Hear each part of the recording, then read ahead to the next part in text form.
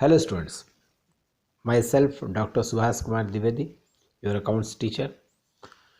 जैसा कि हम लोगों ने लास्ट वीडियो में डिस्कशन किया था इंट्रोडक्शन ऑफ अकाउंटिंग के कंडीशंस के बारे में, और इसमें हम लोगों ने जाना था कि father of book keeping Lucas Pacioli को माना जाता है। 1494 में इन्होंने एक बुक लिखी जिससे ये प्रमाणित होता है कि लेखांकन के क्या क्या टर्म कंडीशंस होते हैं। अलग अलग सेंचुरी में डेवलपमेंट के अलग अलग कंडीशंस आए। खासकर 19th सेंचुरी में अकाउंट्स में काफ़ी ज़्यादा डेवलपमेंट हुआ। जैसा कि हम लोगों ने जाना, ये स्टार्टिंग में बाटर सिस्टम था, वस्तु विनिमय प्रणाली थी। लेकिन जैसे ही मुद्रा का लेन देन होने लगा, मुद्रा के थ्रू किसी प्रकार का लेन देन होने लगा, तो मनी ने गुड्स का प्लेस एक्वायर कर लिया। यानी अब जो है वो मनी के थ्रू हम लेन देन करने लगे। इसी प्रकार से स्टार्टिंग जो स्टेज है वो बुक कीपिंग था। केवल हम लोग रख रखाव करते थे, लेकिन बाद में जब अकाउंट्स और ज़्यादा फैलने लगा, व्यापार और ज़्यादा फैलने लगा, तो अकाउंटिंग कंडीशन भी फैलना स्वाभाविक सी बात थी। तब फिर अकाउंटिंग हुआ, और आज के डेट में हर एक लोगों के लिए अकाउंटिंग कंडीशन एक ज़रूरी चीज़ बन गया है। इसलिए आज हम लोग अकाउंटेंसी के टर्म कंडीशंस को जानते हैं। Accountancy the whole body of accounting. तो अगर सपोज आपसे क्वेश्चन पूछा जाए कि किसके बाद क्या, तो स्टार्टिंग याद रखेंगे। फर्स्ट स्टेप बुक कीपिंग है, देन अकाउंटिंग है, और देन अकाउंटेंसी है। 19th सेंचुरी में, जैसा कि मैंने बताया था कि 19th सेंचुरी में अकाउंटिंग के जो डेवलपमेंट हुए, उस समय इंडस्ट्रियल डेवलपमेंट बहुत ज़्यादा हुआ, जिसके कारण अकाउंट्स का डेवलपमेंट हुआ। 20th सेंचुरी में चार्टर्ड अकाउंटेंट ऑफ इंडिया की स्थापना की गई, कॉस्ट अकाउंटेंट ऑफ इंडिया की स्थापना की गई। एक नए नए नियमों का पालन किया गया, नए नए नियमों को बनाया गया। बिजनेस अगर एक होगा, एक व्यापारी होंगे, तो उसके लिए हमें कोई रूल रेगुलेशन बनाने की ज़रूरत नहीं है। लेकिन व्यापार का आकार बढ़ेगा, व्यापार की तादाद बढ़ेगी, तो हमें रूल रेगुलेशंस को बनाना कंपलसरी हो जाता है। 21st सेंचुरी में जब कंप्यूटर बिजनेस के कॉन्सेप्ट में इंक्लूड किया गया, बिजनेस में कंप्यूटर ने प्लेस एक्वायर किया, और इस कंप्यूटर के थ्रू अकाउंटिंग कंडीशंस को जब हम लोगों ने डेवलप किया, तो इससे और ज़्यादा अकाउंटिंग कंडीशंस का डेवलपमेंट हुआ। ये सारे कंडीशंस हम लोगों ने डिस्कशन किया था। अब अगर हम लोग ये जाने, समय समय पर हम लोगों ने अकाउंटिंग के अलग अलग कॉन्सेप्ट बनाए, अलग अलग ब्रांच बनाए। हम लोगों ने देखा कि कॉस्ट अकाउंटिंग हो गया, फाइनेंशियल अकाउंटिंग हो गया, management accounting, inflation accounting, government accounting, human resource accounting, social responsibility accounting, different taxation accounting, different types of accounting का हम लोगों ने स्टेज देखा, ब्रांचेस के बारे में समझा। अब अगर हम ये जाने कि आखिर अकाउंट्स को बनाने के पीछे हमारा मेन मकसद क्या है। अकाउंट्स हमारी मदद करता है मैनेजमेंट के लिए, अकाउंट्स हमारी मदद करता है डिसीजन मेकिंग में, अकाउंट्स हमारी मदद करता है फ्रॉड या किसी भी प्रकार के जो हमारे पास कंडीशन उस प्रकार के आ जाए जिसे हम लोग को समझना है, तो अकाउंटिंग उसमें हमारी मदद करता है। मीन्स फ्रॉड हो गया या किसी प्रकार के आपको जालसाजी हो रही है, तो इसके लेन देन के लिए हमको समझने के लिए हमें अकाउंटिंग समझना है।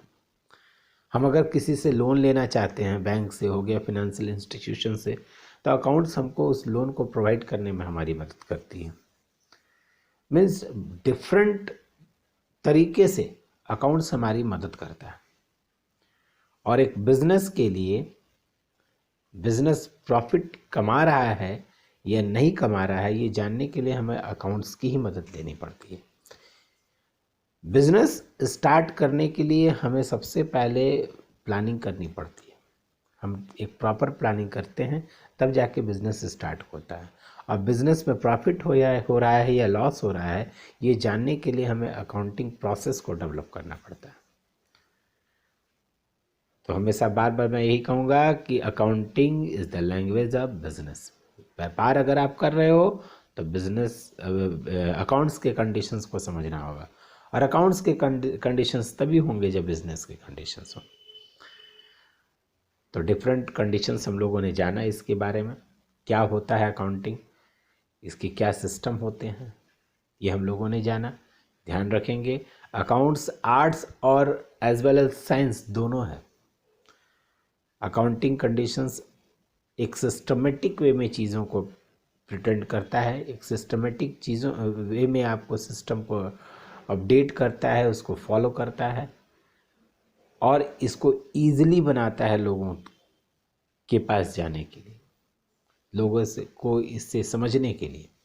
तो इसलिए अकाउंटिंग कंडीशंस जो है, अकाउंट्स जो है वो arts as well as science, ये दोनों हमारे पास है। इसलिए ऑप्शन अगर आपको एग्ज़ाम में पूछा जाए accounting is only science, only arts, science and arts both, none of these, तो आपको आंसर देना है accounting is science as well as arts. तो डिफरेंट कंडीशंस हम लोगों ने इसमें देखा कि क्या क्या हो सकता है, क्या क्या किया जा सकता है। ये ध्यान रखना है अकाउंटिंग साइकिल होता है, accounting is a continuous process. ये हर साल की प्रोसेस है। ऐसा नहीं कि एक साल अकाउंट्स हमने बनाया और दूसरे साल से अकाउंट्स बनाना बंद कर दिया। तो accounting is a continuous process, और हर साल इसके जो साइकिल हैं, हम लोग सबसे पहले ट्रांजैक्शन लेते हैं, उस ट्रांजैक्शन को हम लोग जर्नल एंट्रीज के रूप में पास करते हैं, उसका लेजर में पोस्टिंग करते हैं, उसे हम लोग ट्रायल बैलेंस में कन्वर्ट करते हैं, उसका ट्रायल बैलेंस बनाते हैं, उसे हम लोग फाइनल अकाउंट पर ले जाते हैं। अब फाइनल अकाउंट के बाद उसका एनालिसिस एंड इंटरप्रिटेशन होता है। अब फाइनली उसे हम लोग कम्युनिकेट करते हैं जो हमारे यूज़र्स हैं। अकाउंटिंग इंफॉर्मेशंस के यूज़र्स की अगर हम बात कर रहे हैं तो इसे हम लोग दो पार्ट में डिवाइड करते हैं, internal users and external users. Internal जो बिज़नेस के जो प्रबंधक होते हैं, मैनेजमेंट होता है, वो इंटरनल यूज़र्स के कंडीशंस होते हैं। और साथ ही जो हमारे एक्सटर्नल यूज़र्स हैं, जो बिज़नेस के बाहर के लोग आप बिज़नेस के बारे में जानना चाहते हैं, क्योंकि आज बिज़नेस जो है वो अगर आप कर रहे हैं तो केवल आपका नहीं है, क्योंकि आज आपके बिज़नेस में कई एक लोगों का पैसा इन्वॉल्व है। वो पुराना ज़माना नहीं है कि हम एक छोटे से पैमाने पर बिज़नेस करते हैं, और अगर हम अपने बिज़नेस को फैलाना भी है तो हमें पैसे की रिक्वायरमेंट होगी। तो ये पैसा जो है वो हमें इन्वेस्टर से मिलता है, ये पैसा जो है वो हमें प्रमोटर्स से मिलता है। तो जब तक वो प्रमोटर्स, वो इन्वेस्टर हमारे अकाउंटिंग कंडीशंस को देखेगा नहीं, वो जानेगा नहीं कि हमारा बिज़नेस जो है वो प्रॉफिट कमा रहा है या नहीं, तब तक आपके बिज़नेस में वो पैसा इन्वेस्ट नहीं कर सकता है। तो इंटरनल और एक्सटर्नल यूज़र्स हैं अकाउंटिंग इंफॉर्मेशंस के। ये हमें ध्यान रखना है कि अकाउंट्स के अपने कुछ ऑब्जेक्ट होते हैं, to meet legal recognitions, to communicate on the financial reports, to establish control over the business। Different conditions होते हैं जहाँ पर इसके अकाउंटिंग कंडीशंस के टू डिटरमाइन प्रॉफिट और लॉस। हम अकाउंट्स को बनाने के पीछे हमारा एक मकसद होता है, हम एक अपने फिनेंशियल पोजीशन को जज करना चाहते हैं, हम प्रॉफिट और लॉस को चेक करना चाहते हैं, उसको फाइंड आउट करना चाहते हैं, हम अपने पास जानना चाहते हैं कि आखिर हमारा सिस्टमेटिक नीड्स क्या है, जो हमारा एक सिस्टम है वो क्या है। इन सभी चीज़ों को जानने के लिए हम अकाउंट्स की मदद लेते हैं। तो बिज़नेस की ये सारे कॉन्सेप्ट हैं। तो जो फर्स्ट चैप्टर आप पढ़ रहे हो आप लोग सभी को फर्स्ट चैप्टर के थ्योरेटिकल टर्म को अच्छे से पढ़ाई करें।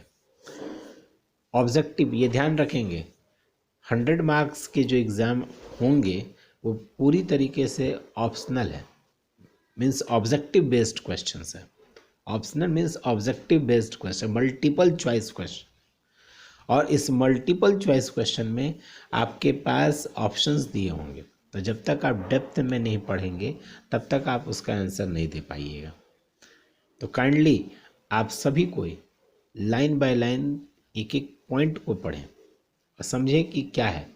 अकाउंट्स में 2 चीज़ों का बेहद ख्याल रखें, समझ के पढ़ें और पढ़ कर समझें, क्योंकि बिजनेस है, अकाउंट्स है, और अकाउंट्स है तभी बिजनेस लंबे समय तक चल सकता है। आपको पता ही नहीं चलेगा आपको प्रॉफिट, आपके बिजनेस में प्रॉफिट हो रहा है या लॉस हो रहा है, तो आप कैसे बिजनेस को कंटिन्यू रख पाइएगा। तो अकाउंट्स का अपना एक ऑब्जेक्ट होता है, एक सिस्टमेटिक चीज़ों को रिकॉर्ड करना, प्रॉफिट या लॉस के डिटर्मिनेशन के लिए, फिनेंशियल्स रिपोर्ट को तैयार करने के लिए, कम्युनिकेट करने के लिए फिनेंशियल्स रिपोर्ट को, लीगल रिक्वायरमेंट्स के लिए, डायरेक्ट हो या इनडायरेक्ट किसी भी तरह के इवेंट्स को जानने के लिए, किसी भी तरह के एरर और फंड फ्रॉड्स को जानने के लिए, ये सारे कंडीशंस होते हैं जिसके थ्रू हम लोग अकाउंटिंग कंडीशंस को समझते हैं। फर्दर और भी हम लोग डिस्कशन करेंगे नेक्स्ट क्लास में, इसके बारे में आपको कुछ और बताएंगे। Thank you.